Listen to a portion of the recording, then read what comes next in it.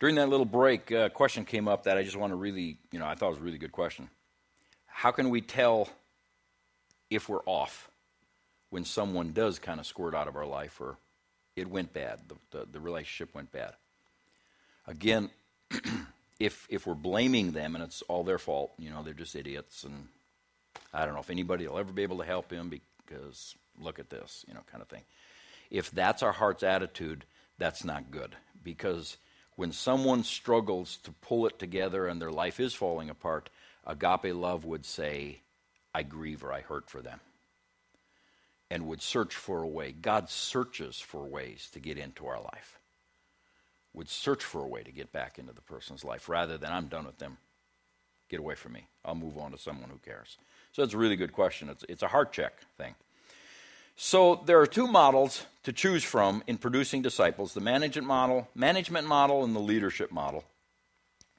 And like I said before, churches, church leaders, myself, for a long time, we've approached discipleship from a management or a manager perspective. It's what we were taught. And it was called leadership, but it really wasn't. It was management. And I really believe it slipped in through culture. Our culture has gone to a management posture rather than a discipleship or an apprenticeship posture. Like it says here, culture will dictate the baseline of beliefs and behavior. It just soaks in until there's an enlightenment that supersedes that cultural norm that is kind of creeping in. So the more defiled culture becomes, the more powerless the church becomes, because we're trying not to stand out like sore thumbs. We're trying to reach them, and we become a little bit too much like them, trying to help them, and we become less godly.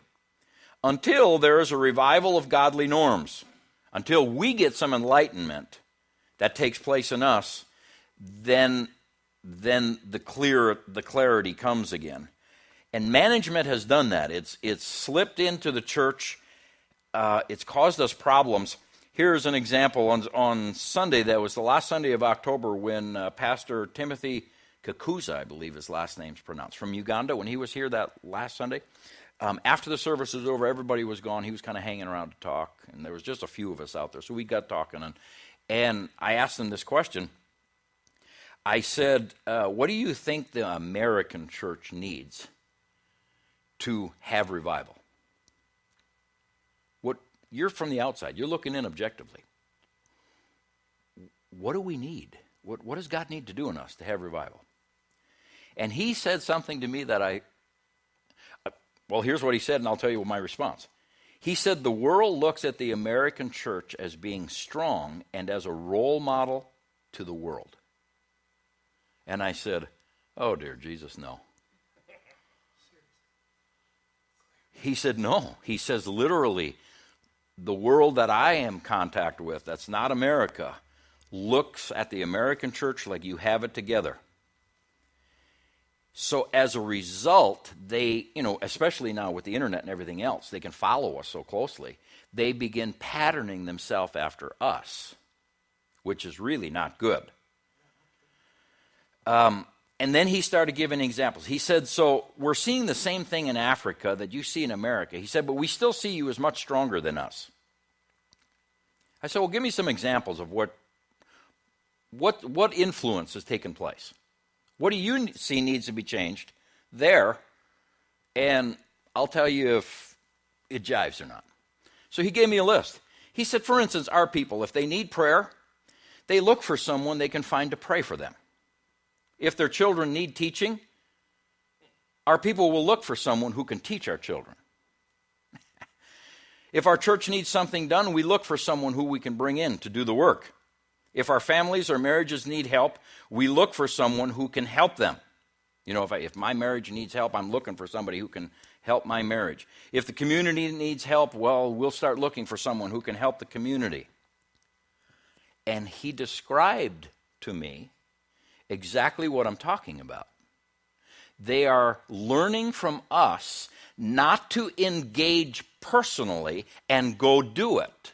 They're learning to manage the situation, and I'll be the middle person. I'll find someone else, help you out. There, I ministered to you. You did nothing but manage the situation. The person that's engaging with them is actually doing the ministry. He was describing management mentality. And then he said this. So I'm going, yeah, that's not good. He said, the people need to learn to do it for themselves. God will prosper the church if the people will learn to do it themselves and grow. And I'm going, yeah, you're watching too much American stuff here. Because that's our problem. The believers don't want to engage and take on one-on-one, hands-on, get in the trenches ministry. Now, I'm not saying all believers, but in general, we've picked up a management thing. They call you, oh man, this is happening in my life. I don't know what to do with it. Pastor, do we still have that material on thus and thus? I know who to give it to. We just managed it. Rather than going, when can we get together and talk? I want to spend some time with you. You're going through a tough time. No, that would be personally engaging and doing it ourselves. Oh, I'm serious. That would really help those people. I'll let them know. So we pointed them over here. Go there's where you get your help, and I'll check in on you. That's a manager, not a leader. And he described to me the same thing that's happening there. He said the church needs discipleship. They need to learn how to do it for themselves, and if they will, the church will prosper and grow. I'm going, amen, brother. Leadership is not management. And I know I'm attacking a big thing here, so I want to go over it a little more. I got a couple more points to review that we already hit, and then we're going to new stuff. Manager versus leader. What's the differences? Managers point the way or the direction to go. Leaders lead the way. And the example I gave you there was William Wallace and how he led his army versus the British commanders and how they did it. They managed it. He led it. And then we talked about how this has crept into our school system, especially by the time you're high schooler, your college, your postgraduate, we're taught to be managers. It's in our society. We handle our families that way. We talked about that, etc. Businesses are set up that way. We hit this one a little, but this is kind of starting new right here. Difference between managers and leaders. Leadership expects the need of instilling into the person. Leadership expects they're going to need to instill into the other person. Lead them, teach them.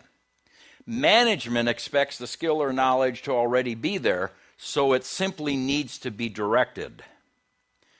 Leadership goes, if I'm going to lead this person, I'm going to have to get hands-on, get dirty, and I'm going to have to get in there and show them and really get involved with them so they can do it. Management says, I may tell them once or twice. I may even, this one might be a stretch. I don't know of too many bosses of a company who will get in there and do it with the employees. There's a few, but I don't know of too many. It's like, you don't know how to do that? Hey, Fred, come over here and show him how to do that. And the boss will walk away. Well, he's managing it. He's not leading it. Management expects the person to know. Well, when you bring that mentality into the church, it takes, love is patient. It takes that and really shortens that up. Because we're already kind of from the mindset of, I'm going to show them and they're going to get it. And pew, there they go. And then when they don't, okay, let's try it one more time. And we show them and maybe explain it a little different. And there you go get them. And the 10th time we're going, I'm done with you.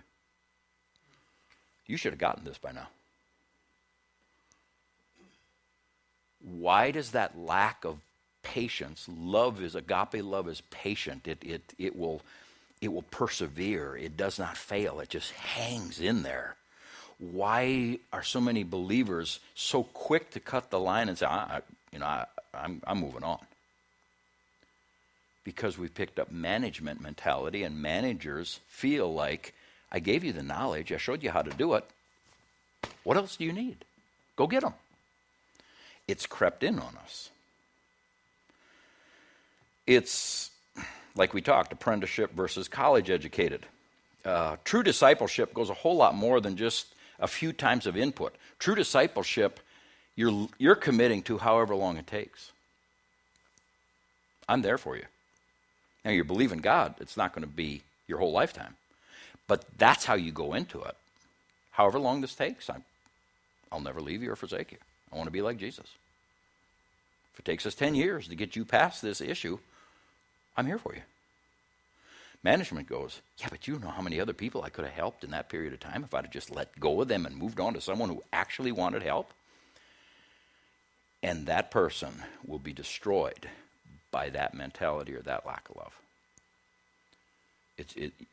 It just does not produce well. We're going to skip one slide there. I might come back to it, I might not. Let's go to point number 3. Leadership is in it for the long haul. It is a long-term investment into the individual. It's what I just said.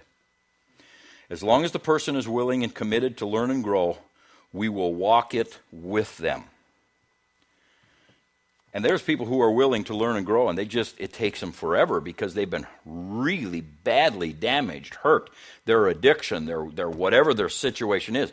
It is intense, and it takes them a long time. Leadership says, I'm here with you. I will be in this for the long haul.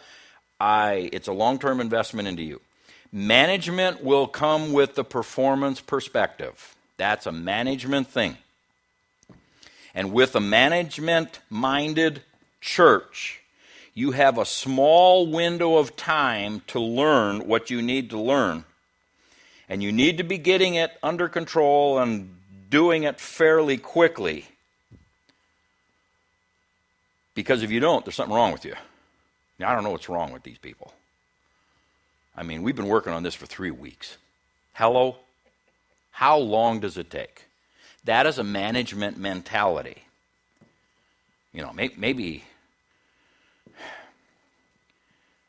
I don't know what the problem is, because in a management thing, you typically don't look at yourself as being the problem. It's them. They're not performing the way they should. Leadership says, I'll just stick with you as long as it takes. Management will give you a timeline that the person senses. You know, we think that, well, I never told them they were on a timeline. Verbally you may not have, but the way you worded things and the way you crossed your arms and the way you rolled your eyes when they went back into the same old problem and the same old issue. And people know. Language is more than verbiage. Verbiage is only 7%. People know. This guy's getting fed up with me. This guy's getting tired of this. I better get my act together if I'm going to stay in this relationship with this person or this church or whatever. So you have a small window of time in the management thing to learn how to perform so you're accepted. Never changed your heart because you had to force yourself into this mold and it never changed. Your heart never changed. If you don't, you're going to jeopardize this whole thing. Leaders don't do that. I don't care how long it takes. I'm here for you. Number 4, managers focus on themselves and their agenda.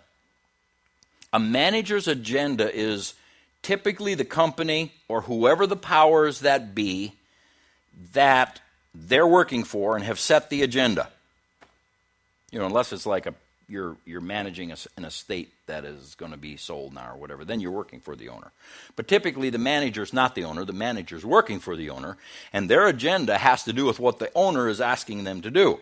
So as a manager, that mentality is my job is to enforce whatever the owner wants, whatever that agenda wants, so it turns out best for the company and the powers that be, because if it turns out best for them, it'll turn out best for me.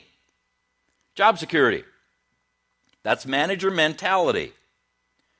I am not so concerned about your whining, griping, complaining, and what your wife said on the way to work, why you stopped off, had to have coffee and take a break before you got here and you got here late. I really don't care. My focus is the company, the time clock, the boss, and I'm going to work to enforce that because that takes care of me, and as long as I do that, I will have a job. As a manager, if the person doesn't produce, my job is ultimately to get production. And all of us have worked jobs. We know what that means. You don't produce, we'll find somebody who will. That's management talk. It's how it works in society. and eventually we'll replace them. Either they fit the job skill or they fit in and make it work. And if they don't, well, out the door you go. We'll find someone who can, who will. That's why I say managers focus on themselves, their agenda. Leaders focus on the other person and the agenda that produces the most in that person's life. Leaders don't have an ulterior agenda. Their agenda is the person. And I am investing anything and everything I can and I can lay hold to help the person develop and flourish. It's not on a time schedule. It's not according to making the boss happy, and if I don't get him happy, then I lose my position. My boss says my job is to do everything I can to bring you blessing and prosper you and grow you and mature you. That is the agenda. You are the agenda. Not God, not his kingdom, not making his realm look good.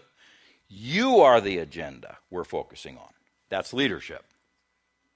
And see, the management thing is, well, we've been a church here for 100 years, and bless God, these people are going to come in and taint our reputation in the community.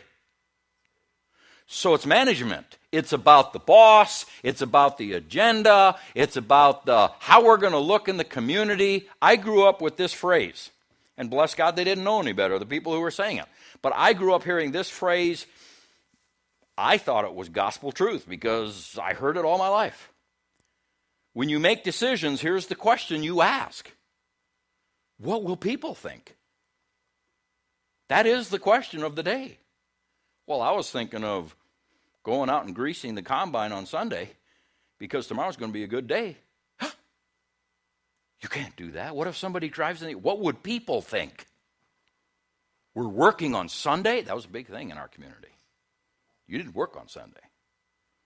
It wasn't ever brought up of, I wonder what God would think. I wonder if the Holy Spirit would think if I went out.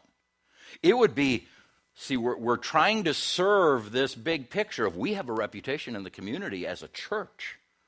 And we go to that church. And that church, everybody knows, we people don't work on Sundays because Sunday is a holy day. And we're serving the big agenda. We're managing. Where leaders go, what can I do to help you? You are the agenda. You're where the focus goes. And if it doesn't work out the best, sticking with you anyway. In spite of whatever comes up, I'm going to try to stick with you anyway. Now, just take this and plug this in. I got enough time to say this, I think. Take this and plug this in. That mentality of either serving the agenda or making the person the agenda and serving them. That difference is why there is such a huge disconnect between our government and the people of this country. Because our government, by and large, has had a huge agenda they're serving, and we don't care what you think. We know what's best for you. Get in line. This is where we're going. And the founders said the government is of the people, by the people, and for the people, and the government is to serve them, not they serve it. Same concept. The country's turned into a management concept. And the agenda is what we live for. God says, no, what we live for is to serve one another. You want to be the greatest? Don't come up with a great plan and agenda.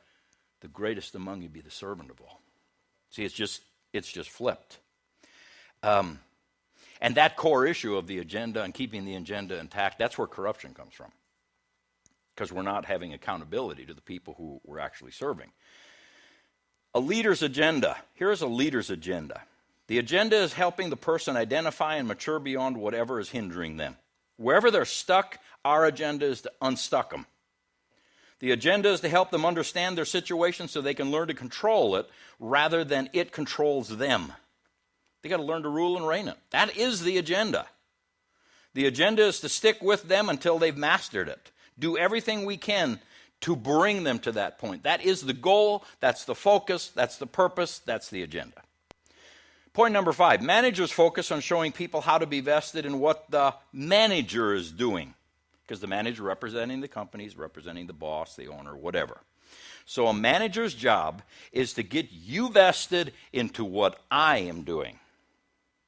A leader's focus is being vested on what that person is doing and what they're trying to accomplish. That's a whole different thing. So I'll repeat it. Managers focus on showing people how to be vested in what the manager is doing. How can you become part of this church and get involved and bless God, we need you, and we could plug you in here, and we could plug you in there, and what do I have to do? And here comes performance. Well, you know, you need to dress for the part, and you gotta shave once in a while and clean your face, and look around how these people look. Start looking like us, and it won't be long. You'll be important here too. Here comes performance, because here we are promoting the agenda, the church. Where a leader goes, I'm invested in you. And if you never do anything for this church, if I can help you grow beyond where you are, you're my priority. The person. It's a whole different approach. Number 6, managers look for a return on their investment. They look for productivity. If I'm going to invest all this time, all this effort, all these lunches, I'm paying the bill, if I'm going to haul them to church every Sunday, I am looking for some progress here, folks. That's a manager. Leaders invest themselves into the other person and are not looking for a return to come back to them, because it's not about them, it's about the person. The level of productivity is up to that person. It's not about us, it's about them. So, we're not looking for them to get somewhere where it makes us feel like we're accomplishing something. We're looking for them to begin feeling like they are accomplishing something in their mind and in their heart, and they're going, I'm changing. And we're looking and going, where? I'm not seeing it. But they're going, I'm changing. That's what the leader looks for. Okay, if you're changing, let's go. Or I'm seeing something here. Boy, you may not think it's much, but I'm encouraging you in it. And you're changing, and you're moving, and this is huge, and we're investing into them rather than, here's the standard, we're looking for you to eventually measure up because we are really investing a lot of time into you. Well, which one do we love the most? The standard, the agenda? The investment from the discipler remains constant, reliable, and engaged, even if it doesn't look like much is being accomplished. That's how God loves us. I mean, how many people have stories of God chased me for 15 years?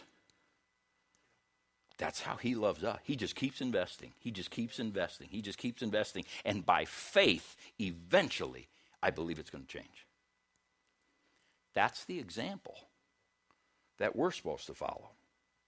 Number 7, managers give orders and instructions on how to accomplish the big picture. So we assign jobs and tasks.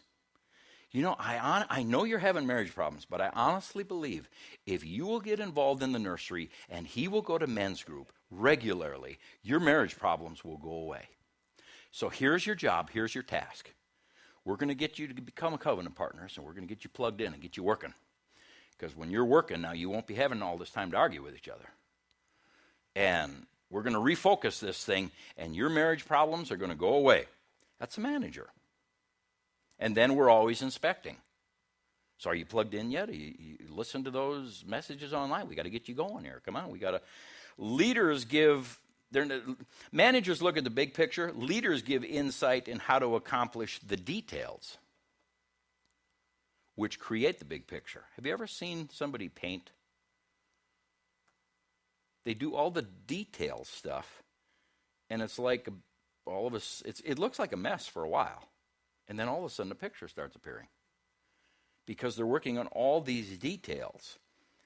Leaders personally involve themselves with resolving or accomplishing the job or the task. They're not going to just paint a big picture here, and here is where you need to go, and if you will get involved, and I'll check in with you. Next week I'll call you and see if you're making headway. Leaders say, you got a marriage problem? Let's sit down and talk. There's some good courses we can go through. I'll come over once a week. We'll go through and we'll discuss. If we have to get together, my wife will go with your wife. I'll go with you. Call us when you're having problems. We'll try to be there as quick as we can. We'll try to be engaged. See, that's a leader. I'm going to lead you somewhere. Managers say, there's where you need to go. There's your answer. Go get them. Doesn't work. Not in discipleship. It's a difference. I had one guy explain to me this. He explained this to me one time, and I thought, that is really good. And I've remembered it all my life. It's the difference between common sense smart and book smart. That's how he described it. He only had an 8th grade education. Brilliant guy. Could do anything you basically gave him to do, he could do. Brilliant guy. Only graduated 8th grade. And he said, people look down on me. These big degree people. He says, I'm common sense smart. They're book smart. I said, what's the difference? He said, book smart doesn't work in the real world. Common sense smart does. I can make it work. I can figure it out. If it don't go exactly the way the book told them it was going to go, they stand there holding their hands open like, I have no idea what to do. Management versus leadership.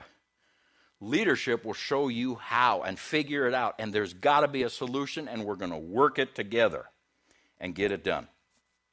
Number 8, management focuses on how it can get others to do the work for them, accomplish their task. Remember, management is about me because I'm about the agenda. So management is big into delegation.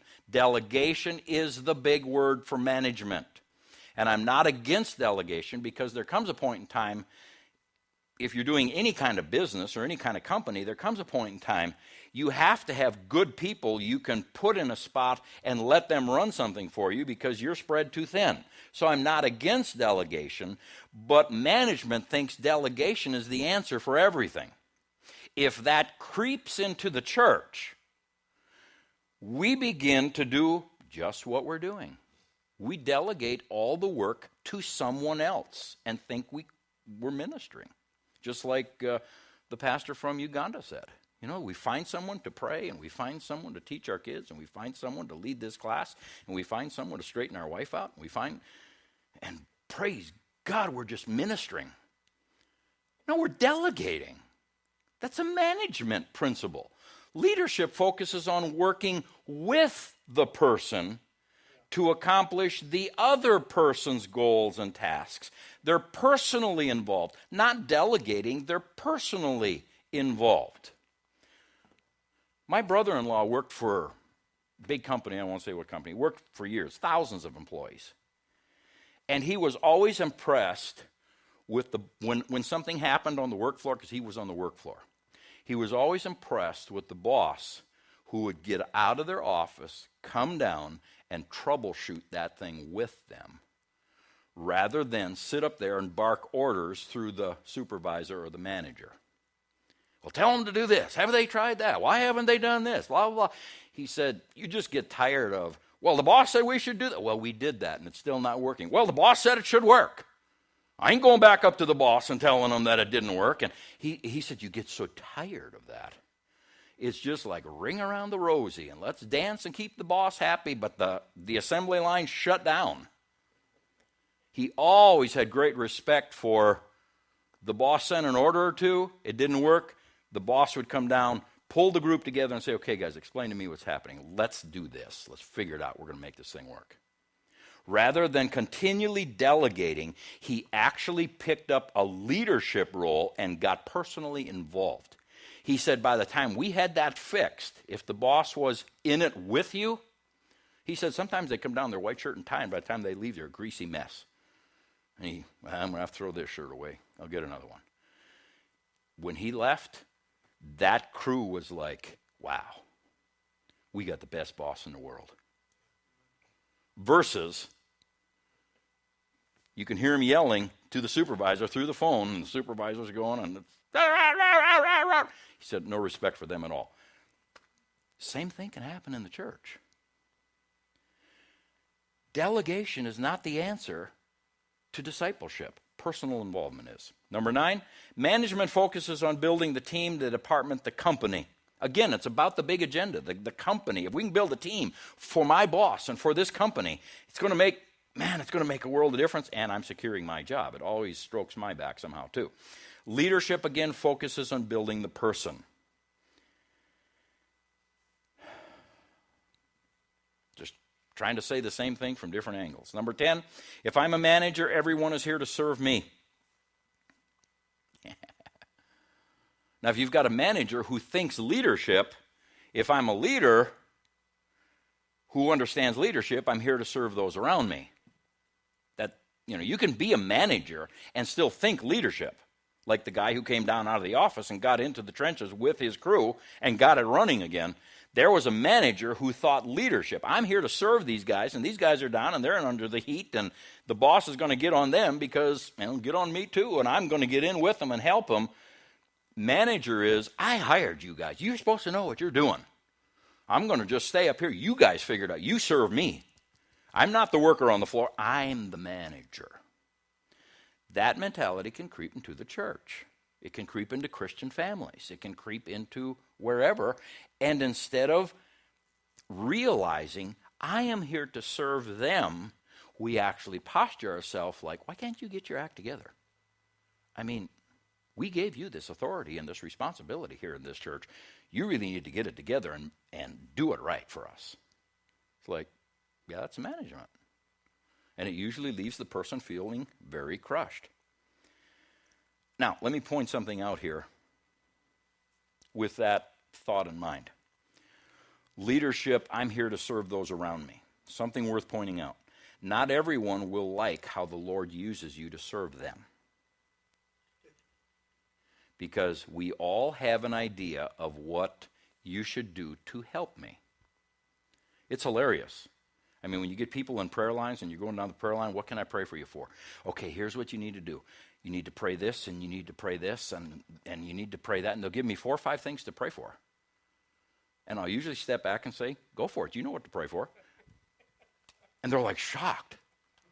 Well, don't you care? I do care. But you're telling me how to serve you. Let me ask the Holy Spirit, and if I miss it, well, then you can say you missed it, but let me ask him how I should pray. If you already know how to pray, go sit down and pray. Why are you in the prayer line? Sometimes people don't like how we will serve them. We won't satisfy everybody. That's an old saying, but it's true. What do you do in those situations? As leaders, we don't dance around trying to please everybody. We ask the Holy Spirit what he wants us to do, and we try to please him, and whoever we can serve and minister to in that capacity, so be it. But once we start dancing around and trying to please these people, Paul said, I'm no longer pleasing him. I'm either serving them or I'm serving him. And I choose to serve him, and whoever I can take that and disperse it to, I'll be serving you too, but he's first. That's the idea. So vision becomes very crucial here. Your how God uses you becomes very crucial. Leaders don't dance around trying to please everybody.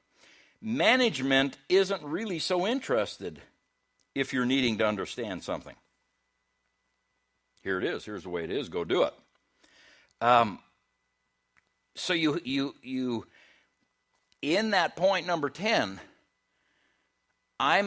if I'm a leader who understands leadership, I'm here to serve those around me. Not everybody will pat you on the back and thank you for serving them.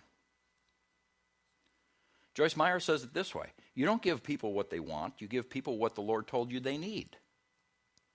And they're not always happy you gave it to them. She said, the last thing I do when I'm ministering is watch people's expressions.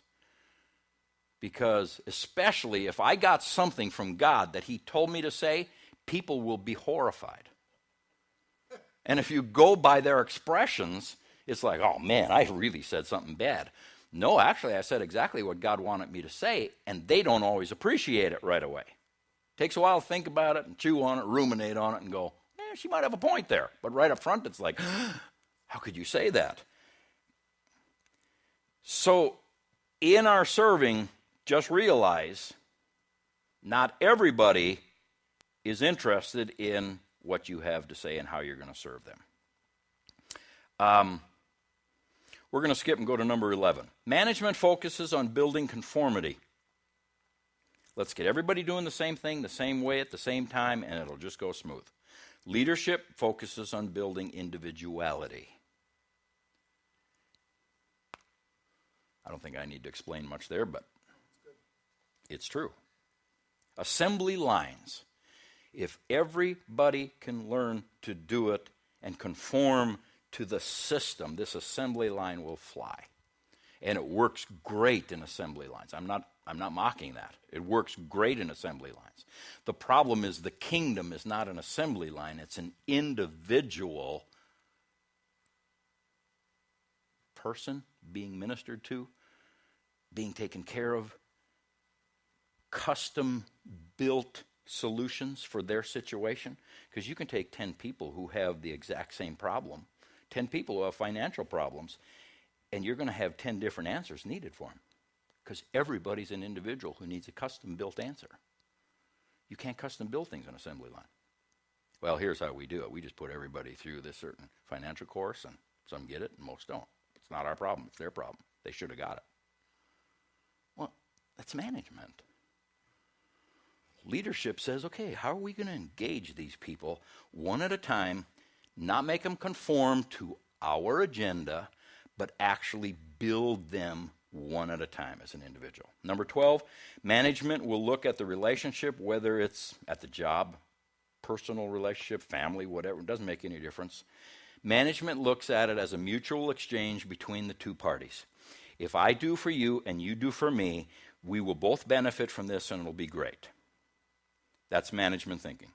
Leadership realizes that the person leading, the person parenting, the person mentoring will likely have to sacrifice and put the most into the relationship no matter what the setting is. It's not built around being mutually beneficial. And anybody who's taken a child from 0 to, used to be 18, now it seems to be dragging out further, anybody who's taken them through that understands that. When you're a parent, this is not necessarily going to be mutually beneficial for a long time. You're investing into them. You're investing your life into them. I've always told people, once you have children, your life comes to a screeching halt, and it's all about them now for a while. Just a while, 18, 20 years, something like that. It's not long. But are you going to lead them or are you going to manage them? Well, if you're going to lead them and impart into them, your life's going to go on hold, and you're going to sacrifice for them, and you're going to make vacation plans according to them, and you're going to go do things that you would have never dreamt in your life you were going to do because you don't like it, you're not interested, but they are, and they don't like to go sitting in deer stands with you and shh, be quiet. Trying to get, hey, Daddy, shh, quiet. I'm never bringing up you. You got to learn to be quiet. You know, they don't like that. They want to go someplace where Mickey Mouse comes out and he's kissing on Dad, and they just think this is wonderful, and you have to sacrifice. I mean, that's just the way it works. Leadership realizes it will likely have to sacrifice. This is not going to be a mutually beneficial relationship for a long time. That's agape love. The mutual beneficial thing is phileo love. There's a difference between those two. Take that concept and plug it into ministering to someone. Don't go into it going, well, I'm going to invest in them for about a month, and then they're going to get it, and they're going to turn out to be my best friend, and they're going to love me forever because I helped them. And a month from now, they might spit on your shadow. You know, and then they'll leave you for a year, and then they'll come around again, and you'll have another shot at them. Well, I ain't going to waste my time on them. Well, that's not agape love. Agape love says, hey, you're back. Let's shoot it at it again, man. Let's do it again. It's a mindset. And I don't want to throw management under the bus. So let me just briefly say, there is a time and a place for godly management. Once discipleship has been accomplished in a person, godly management kicks in. Apprentices are not apprentices for their whole lifetime. They serve an apprenticeship and they become journeymen, they become masters, they become however far they want to take it. There will be a time when it's accomplished, and once it's accomplished, then to watch them and encourage them and bless them and give a little insight and say, hey, try it this way or try it that way, and just keep helping them along, but you're kind of a hands-off thing now, and it's just, you know, if you just kind of watch them and guide them, because they could still hit some ditches, even though they're out doing it themselves, and you're praying for them, and they come to you and they ask you some things, and then you don't see them for a month or two, and they come back with the reports, Man, I'm glad you told me to go do this because, man, that worked out good. See, that's management, and there is a place for it once the apprentice is no longer an apprentice. Once they got their journeyman or their masters, it's like, manage it. You know, bosses love to hire journeymen, or better yet, if they can hire a master electrician or plumber and get them to actually stick with them, it's like gold dropping out of heaven, because you don't have to be teaching them what to do all the time like an apprentice. Just go after it, man. Here's the job. It's in another town. Here's the credit card. Go do that, baby. Here's the plans. Come back when it's done. And then the boss from that job calls and says, wow, your guy's awesome. You know, your heart's going, how do I hang on to this guy? This is awesome, man. That's management. See, it's you're not personally involved. You put them out there, they do a great job. Same thing is true for spiritual things. Once they're to the point they can do it, let them go do it. If you try to hold them in apprenticeship, they're going to get frustrated. Let them go do it and manage it. It is good at its right time, but discipleship isn't produced from management. Apprenticeship doesn't work good under management. So let me just end it. Why is the church weak in leadership and discipleship? I think we've been influenced by our culture with the management model. I think that's half of the issue. Might even be a smaller half, but it's half. The other half is we don't really understand what love is, and or we don't like what love is, and we don't want to engage in it the way we should. Because we can have all these leadership things, but if it's not flowing out of love, it's still going to backfire on us when it comes to God's kingdom and God's things. God said the first and the second commandment were to love, and then he gave us the mandate or the command of go disciple. So if the first important thing is love, and then, by the way, do this, I think love and doing that probably need to work together. And we don't always understand what love is.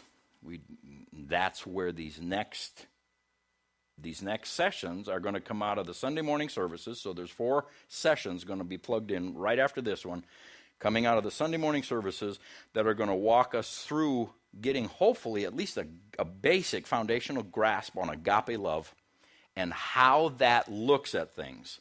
Because once we have that picture, then we'll come back and plug that picture into leadership stuff and take it further. So that's it for now. So it's going to be 4 sessions that deal with love, and then we'll come back into this setting and we'll take it further. All right. Thank you very much. Be blessed.